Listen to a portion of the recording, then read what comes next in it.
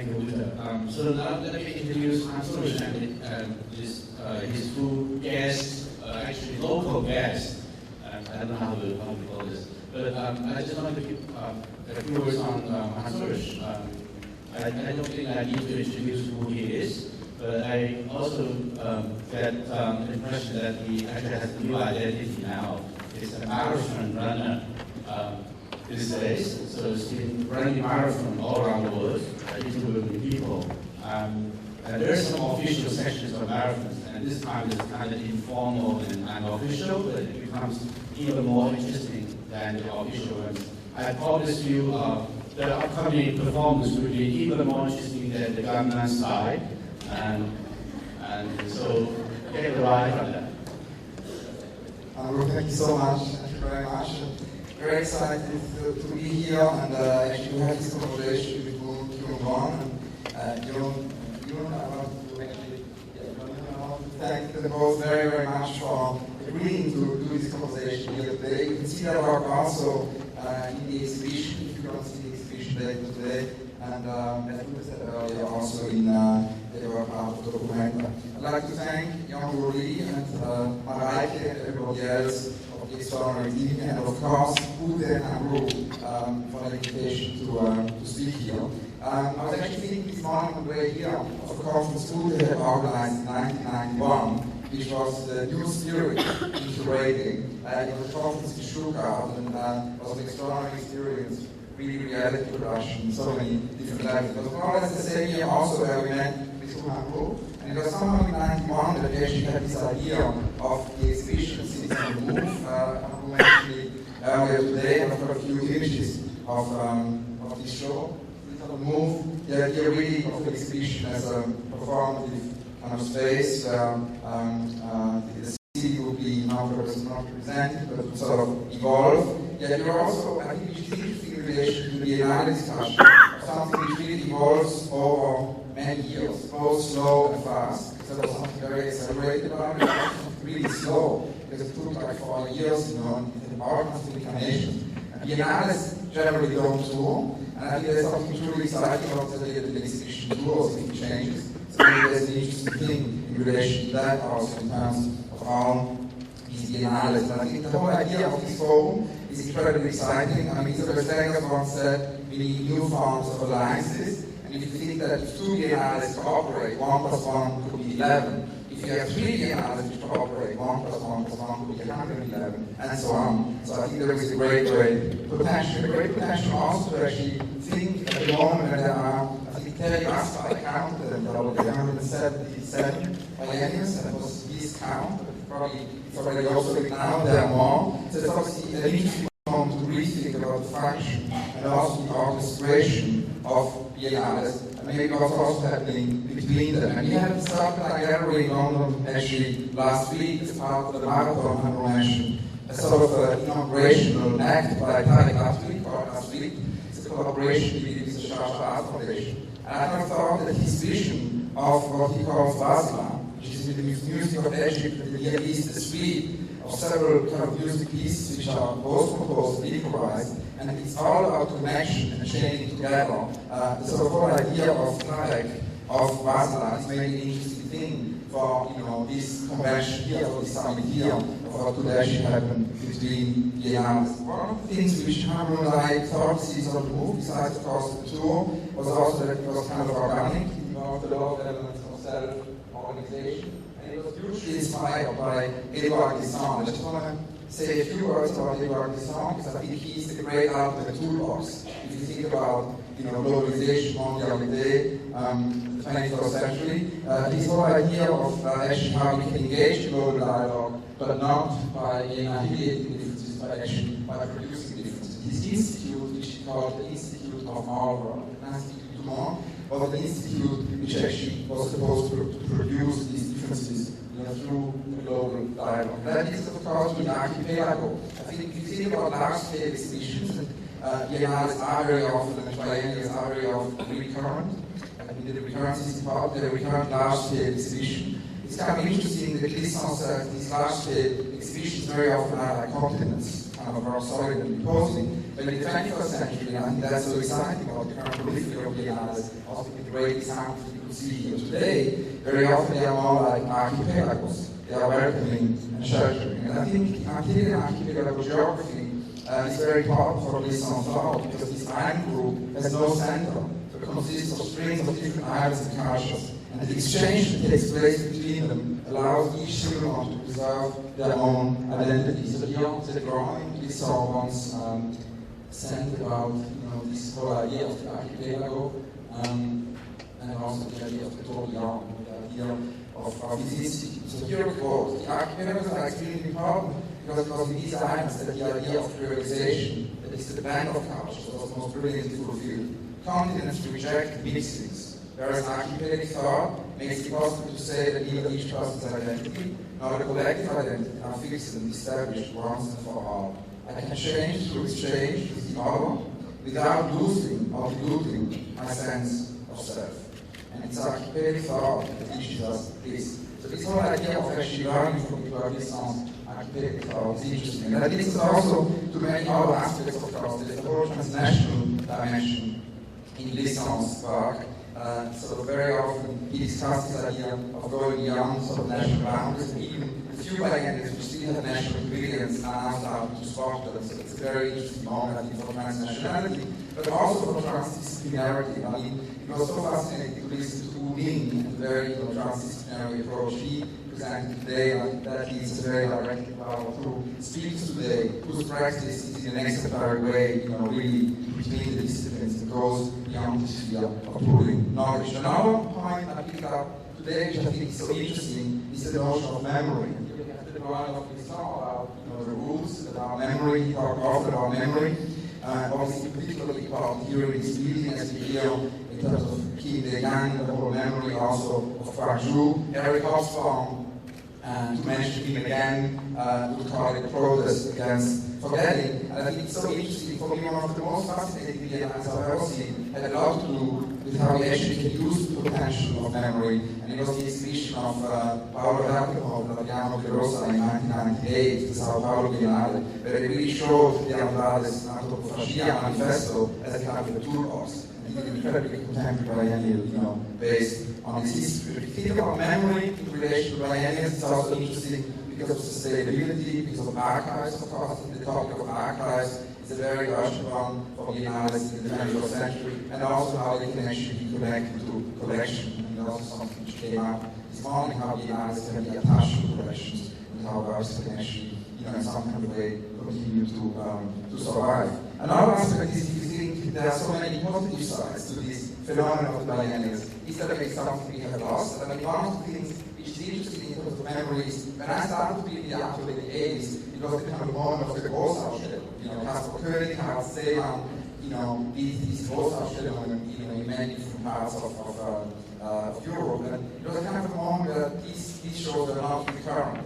And that's why they actually, in some kind of way, all of a sudden, could invent completely new rules of the game. And obviously, the recurrency has many advantages, but I think it is interesting sometimes to look at such sort of Großausstellung, even like, Jean Dlamini of Jan Gut, which was a Romanov, was such an interesting idea. I mean, you think incredible proliferation of biennales, what has it done in relation to this Großausstellung kind of idea. Another topic which I thought was interesting, and we discussed it a lot at our table this morning, is the notion of Utopia. Here's Jonas Friedman with Utopian City. I think that's the whole idea how we can actually, at the current moment, think Utopia in the sense of what Ernst Blochmann is, the principle of hope, is something. That was the Utopia station, which was our answer with Enrique Caravanniscia more specific to the Venice Biennale of Francesco Rolani in 2003, where Caravanniscia invented the display feature, kind of a flexible plan together with the Angelic, long row platforms, dance floor, master rostrum, the Utopia station, the park, all these posters. It was also a very prolific kind of poster project. And what I want to say with that is that I think it's super interesting, and that is really to our two artists who are present here today, is this presence of artists' voices in relation to biennales. I think we should never forget that many of the most interesting exhibitions in art history have been either curated or co-curated by artists. Marcel Duchamp, so it's really this exhibition, this morning we heard Ulrich wrote the Burning Blocks initiative with this piece by Elliot, which was very much driven by artists such as Joseph Beuys and Andrew Pye, and the vision of Robert Fiu. I think this sort of whole idea of artist vision and artist curated by Elliot is something which is incredibly exciting. And interestingly enough, we have much more in the world of architecture and design. It's very frequent that architecture and design by areas are curated by artists than actually art by areas. Kind of a paradox maybe to think about. I thought it's very important that we can have this conversation today with Moon Kyung Won and with Yeon Yoon, because it is very important the way they have developed over the last years, actually almost 3 years, a project, News from Nowhere. It was one of the most ambitious and complex projects in this year's Documenta, and we're going to talk about this, we're going to talk about the sequel, and we're also going to talk about how they imagine actually the Biennale of the future, which will be great to get from artists or discuss about that. But to begin with the beginning, maybe a very warm welcome for Moon Kyung Won and Yeon Yoon. And maybe it would be great to hear from you first how it all started, because you both have very distinguished practices individually as artists in Korea, and 2.5 years ago you decided to collaborate. Can you maybe tell us how this collaboration started? Awesome career. So first of all, thank you for that. This is too speedy. 먼저 2007년부터 저희들이 같이 많은 저희에 참여하게 됐습니다. 그러면서 현대미술에 대한 고민이나 작품의 의미, 전시에서 비판의 부재, 우리들이 여기서 뭘 하고 있나 이런 부분들에 많은 이야기를 나눴습니다. 그러면서 뭔가 실천적인 미술, 스스로에게 완성한 비교가 되는 작업을 해보자는 생각을 하게 됐죠. 과연 예술이 세상을 위해서 무엇을 할 수 있나? 그리고 우리의 발언이 이 시대 속에서 연루하고 있지 않나? 이런 질문에 다른 시각의 예술가를 무슨 생각을 하는지 궁금했습니다. 그래서 결국 건축가, 제품 디자이너, 패션 디자이너 등과 함께 머리를 만들고 서로의 생각을 나누는 협업 프로젝트를 시작하게 됐습니다. 먼저 저희들이 여러분께 좀 이렇게 들려드릴 말씀은 먼저 우리들이 이 프로젝트를 통해서 어떤 해답이 메시지를 사람들에게 전하려면 또한 단순히 전함적 대대로 고통을 벗어나거나 모든 가치를 성공시키고 새로운 것을 만들어야 한다는 식의 선정적인 슬로건을 내려놓는다. 이 프로젝트에서 언급한 저희들이 띵크라는 단어는 모든 것을 부정하고 다시 시작하는 리셋적 의미가 아니고 연대적 공간들의 형성의 의미로서 이해를 사용했습니다. 함께 다시 생각하고 문제를 풀어보고 의견을 나누자는 제기입니다. 우리에게 올바른 예술의 역할은 정답을 제시하는 것이 아니라 무릎으로 가장 함께 나누는 것이라고 저희가 생각합니다. 그렇기 때문에 이 프로젝트는 현재하고 끝맺음을 하는 것이 아니라 지금의 내용과 경험을 토대로 훨씬 심도 있고 다양한 목소리를 담는 진행형의 프로젝트로 계속 발전해야 한다고 이렇게 말씀드릴 수 있습니다.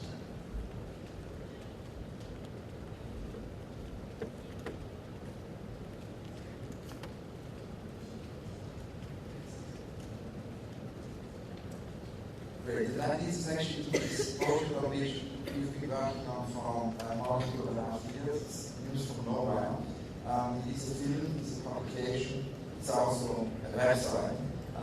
It takes its name from William Morris, from his 1890s book, which is about post-apocalyptic future.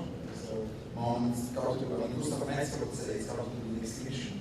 It's kind of a moment when human race has been nearly wiped out. And your preface is about a hard journey to the future. Can you tell us about how this hard journey to the future started and how it goes?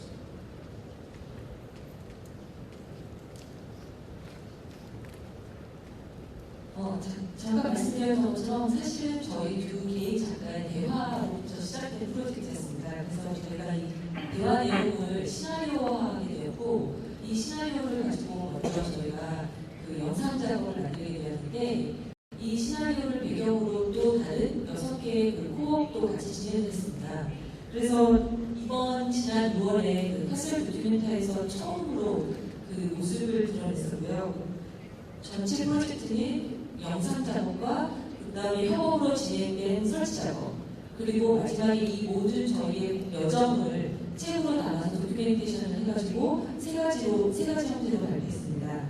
그래서 그 첫 번째 영상 작업인 엘핑 같은 경우는 그 기후 변동에 따라서 그 인류의 생존이 위협받는 어떤 미래의 상황을 설정하고 거기에 살아남은 어떤 두 인류의 모습을 통해서 인간의 삶에 대한 어떤 둘러싼 질문들을 저희가 대화 없이 논리적으로 표현하는 영상이었는데요.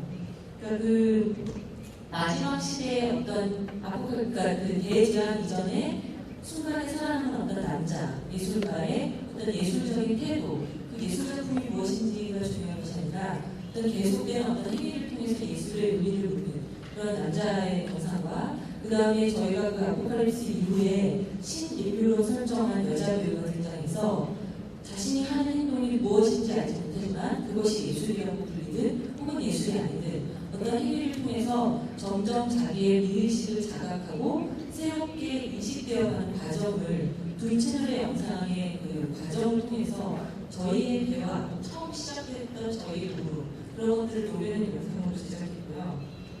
그래서 현재 시스템을 그대로 이용한가, 또 인간의 삶을 지탱하는 가치는 무엇인가, 예술은 과연 살아있나, 우리는 무엇을 먹고 또 무엇을 입나, 그런 여전히 아름다운 존재한가, 그런 것들에 대한 물음을 두 사람의 시선을 통해서 은유적으로 표현했습니다. 그리고 지금 이 영상 속에 등장하는 여러 가지 그 종말의 순간에 자기의 존재를 어떻게 스스로 증명하고 실천하느냐에 대한 질문을 가지고 있는 이 영상은 지금 다시 리바이스해서 건축비엔날레에서 지금 국내에서 처음으로 소개하고 있습니다. 그리고 저희가 그 같이 협업으로 진행했던 설치 작업이 공동의 진술이라는 작업인데요. 여기서는 저희 리서치를 바탕으로 우리의 문제의식을 공유하는 각계의 전문가들과 함께 같이 건축가나 디자이너, 제품 디자이너, 의상 디자이너 이런 분들과 문제의식을 공유해서 그 같이 협업을 해가지고 저희 가장 인간에게 필요한 기본적인 어떤 물건들을 만드는 작업을 진행했고요. 이 설치 작업을 통해서 저희들의 논의가 단지 그냥 그 말로 그치는 것이 아니라 실제적인 작품 제작 과정을 거치면서 같이 논의하고 그것에 대한 미적 가치를 알아보고 또 그 현재의 아름다움에 대한 것을 논의하고 어떤 새로운 방향을 제시하는 실제적인 생산, 프로덕트 과정을 진행했고요. 이 과정을 통해서 저희가 그 미래에 대한 어떤 답이나 판타지적인 그런 것을 제시한다기보다는 그 실제적인 미래를 보면서 우리에게 현재를 발전할 수 있는 여러 가지들에 대한 문제의식을 만들어 보았습니다. 그래서 그 네덜란드 건축가 그룹인 MBRDB와 그 대한시공의 와이프트리와는 미래의 도시사회를 그려봤고요. 그리고 일본의 디자인 엔지니어링 그룹인 타크란과는 그 수분 공급 인공장기세트라는 저희가 그 물에 대한 어떤 아젠다를 가지고 같이 지난 2년간 만들어 왔습니다. 그리고 또 한국의 디자이너인 정보 선생님과는 미래의 옷을 제작했고 일본의 패션 디자이너인 츠무라코 스키와는 어떤 유니폼이라는 문제의식을 가지고 운동의 옷 그런 것을 만들었고요. 그 다음에 건축가 토요일도와는 인간에게 과연 안식처라는 의미, 공간의 의미를 새롭게 질문하면서 마침 그 작년에 있었던 도호쿠 지역의 재난 이후의 공동주택과 새로운 도시환경을 통해서 저희의 이런 문제의식들을 같이 공유했습니다. 그리고 마지막으로 저희가 안과 의사와 뇌과학자인 정재승 씨와는 그 마인드 라이트라는 개념으로 새로운 빛의 개념을 미래의 조명이라는 이름으로 만들고 이 모든 협업의 결과물들을 그 설치 작업을 풀어서 소개했습니다. 그 책에 대한 설명은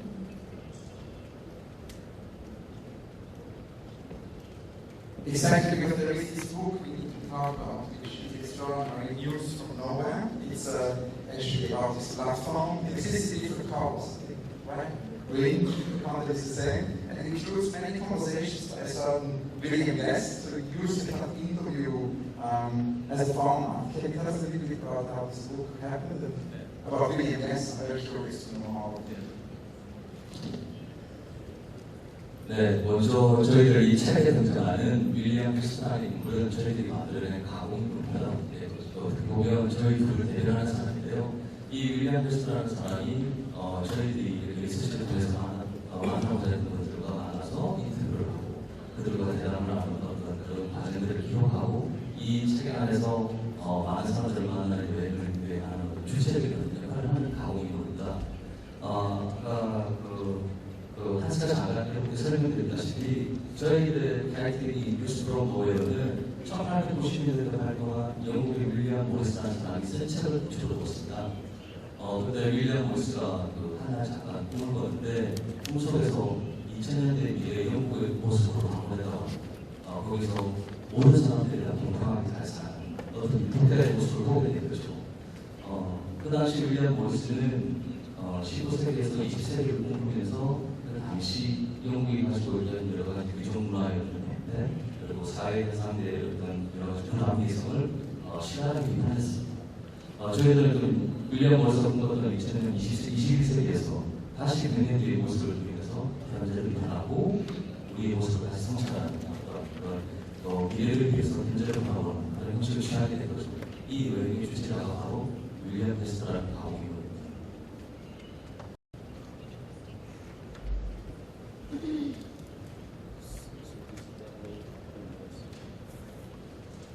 Now there is an outcome in the book, Louis the President, and that's the kind of unrealized part.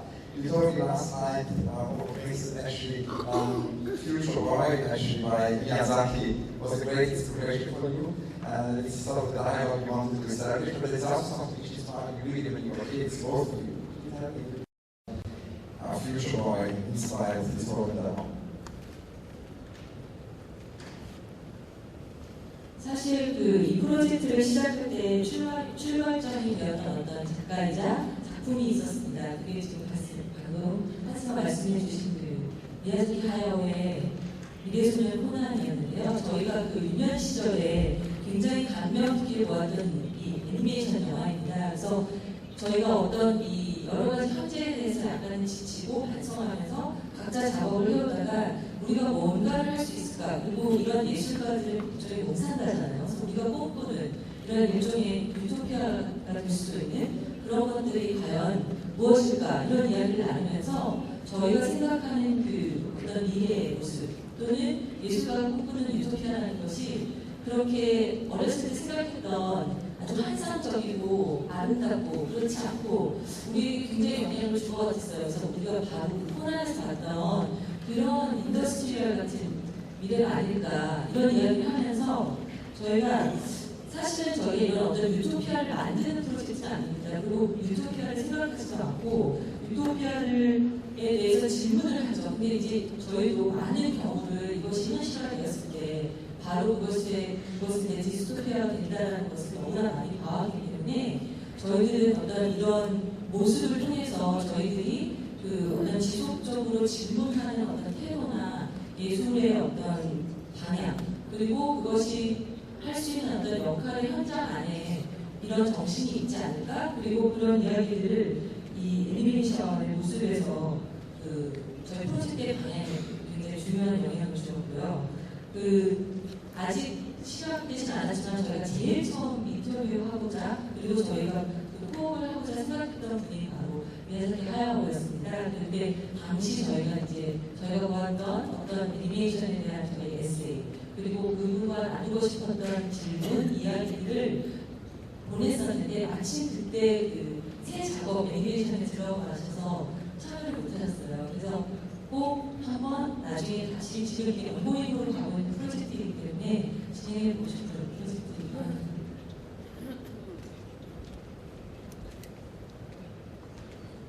Now, please realize that you also images in the projection of Ishiyanagi. You see images of the music score, you see the great composer himself.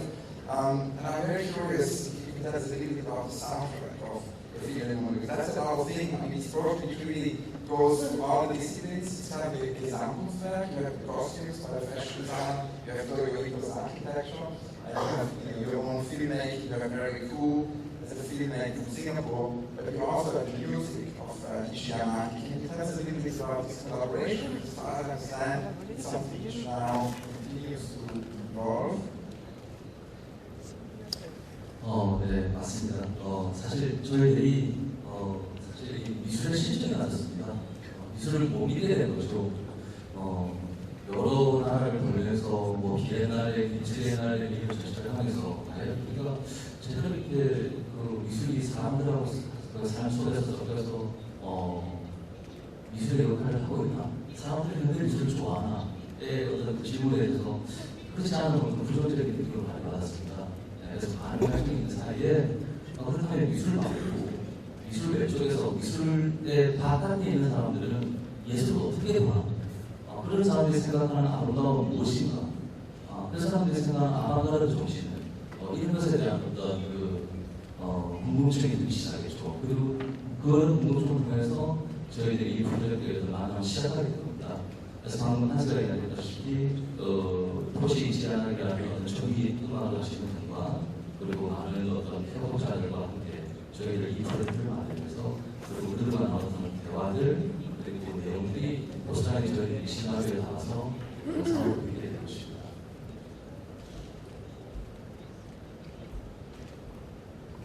Now, Ishiyama, he also asked you a question, which I thought was very funny and sort of inspiring. Where is the avant-garde today? So I thought it's kind of interesting maybe to ask you that question. Where is the avant-garde today? 사실 아방가르드 정신이 뭔가 진짜 어려운 질문입니다.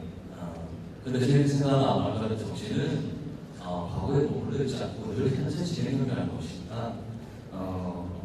과거는 특별한 시점에서 생기는 하나의 운동이나 태도가 아니라 지금 늘 우리 곁에서 가까운 자리에 위치하는 검증의 태도와 정신이 아방가르드 정신이라고 저희가 생각합니다. 고정되어 있는 것, 하나로 구별되어진 것들에 대해서 반대에 서서 스스로와 세계에 대해서 늘 질문을 던지는 것이 아방가르드 정신이라는 태도이고요. 그렇기 때문에 이 아방가르드 정신은 비단 예술뿐만 아니라 세계 곳곳에서 늘 볼 수 있다고 생각합니다. 한편으로는 꽃이 피는 곳에서도 아방가르드 정신을 볼 수 있다고 생각합니다.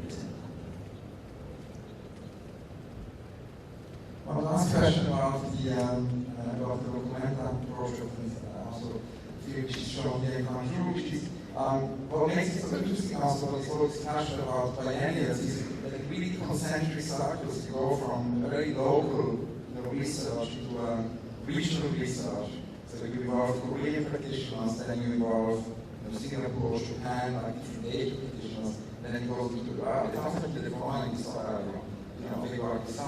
And one Korean practitioner with whom you have particularly deep dialogue is Lee Chang-dong. And he told me last night I have to urge him to meet the filmmaker. And there is a quite interesting actually debate going on with him we have been talking about realism. So if you want to to understand reality, one has to surpass human reality and actually experience the subject from a different angle. So I was wondering if you could maybe very quickly say a few words about this. The dialogue with Lee Chang-dong.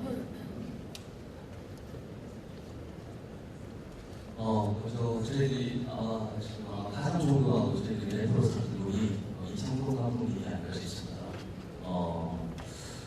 이창동 감독님과 나눴던 인터뷰 중에서 아주 좀 저희들이 인상이 남은 것이 있습니다. 저희들이 이 감독님께 여쭈었죠. 감독님 과연 예술이 뭘까요? 사람들은 예술을 필요로 할까요? 라는 질문에 감독님이 짧게 대답하신 말씀이 있는데 그게 참 가슴 속에 계속 맴도는 말씀이었습니다. 우리가 종교가 우리가 사는 이 유한한 삶의 어떤 대안이라면 예술은 이 유한한 삶을 사는 우리들에게 던지는 질문이다 라는 말씀하셨습니다. 바로 그것이 바로 어떤 지금 같은 예술을 대변하는 키보드가 아닐까 하는 생각입니다. And two very last questions. Now you're working on a sequel to this big project. Can you tell us about the sequel? 지금 비현현이라는 제목으로 제작을 했고 또 지금 리바이징 하는 중인데요.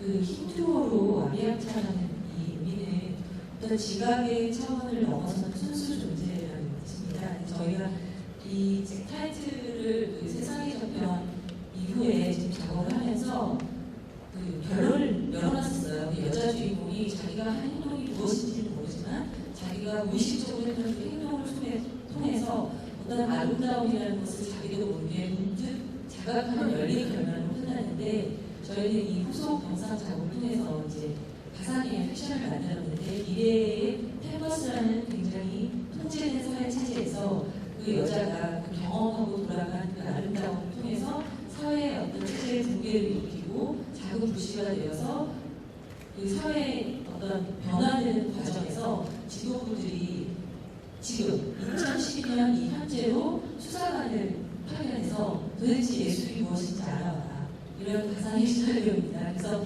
그 지금 2012년에 도착한 미래의 수사관이 지금 저희의 일상이나 현실이나 예술 풍경이나 이런 현장을 돌아다니면서 과연 예술이 뭔지 목격하고 그것을 검증하려고 수사하는 과정 중에서 자기도 또 모르게 무언가를 얻어 나가지 않을까? 그 얻는 순간을 저희가 어떤 순수한 존재로서 그 사람이 깨닫는 그 부분을 지금 표현했습니다. 그리고 만들고 있습니다.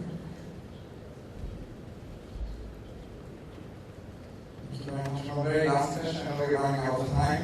About the imaginary museum, I was kind of thinking about what would be your imaginary biennial, because obviously we live in the context of extraordinary, productive situation of so many biennials. It's a true polyphony, and it's a very exciting moment. At the same time, we still have these divisions. There are art biennials, there are architecture biennials, there are design biennials, there are dance biennials, there are cinema, masters of cinema biennials, and so on. So I was kind of wondering, from your practice, what would you kind of biennial imagine for the future? 네, 맞습니다. 저 정말 수많은 예능들이 지구촌에 벌어지고 있죠. 그래서 이제 저희들이 이 대나라는 언어의 해석을 2년마다 한 번씩 열리는 어떤 미술 행사라는 물리적 시간에 대해서 탈대해야 된다고 생각합니다. 아까 제가 잠깐 말씀드렸다시피 우리가 사는 이 순금적인 유한한 삶에서 각각의 존재의 의미를 묻기 위한 태도에 만나기 위한 이론적인 해석으로 대나라를 받아들여야 되지 않을까요? 그래서 지금 뭐 건축, 디자인, 미술 이렇게 여러 분야를 각각 나눠지는 것들이 결국은 융합적인 하나의 형태로 합쳐져야 된다고 저희는 생각합니다.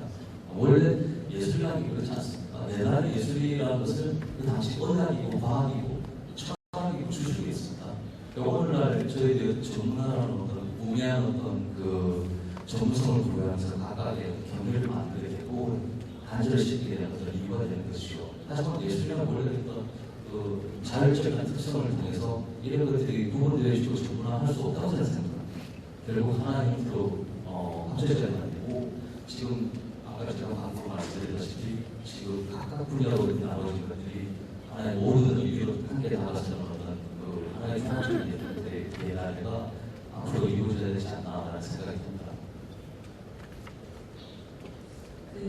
저희도 이 프로젝트를 진행하면서 느꼈던 지점이었는데, 많은 그 분들을 만나고 그들의 목소리를 듣기를 했거든요. 그리고 저희가 그들의 목소리를 통해서 저희 생각을 다시 이야기하고 이런 대화를 나누는 과정에서 무엇가도 바꿀 수 없는 어떤 소중한 순간순간들을 경험했어요. 그래서 이런 것들이 저희는 하나의 저희가 이제 예술가로서 어떤 전문 하나 경계를 부르짖는다기보다는 하나의 처음을 만든다고 생각했습니다. 이렇게 만들어서 짜서 무엇인가를 만들었을 때 이런 것들이 누군가는 옷을 만들기도 하고 이불을 만들기도 하고 또 어떤 다른 형태의 무엇인가를 만들 수 있는데, 계속 그 바탕이 되는 무엇인가를 짜서 나갈 수 있는 어떤 천을 만들듯이 저희가 이 프로젝트를 진행하는 과정이 앞으로 또 그 어떤 새로운 형식의 비엔날레 모습이 될 수 있지 않을까. Thank you, and thank you both very much. Thank you all. 네,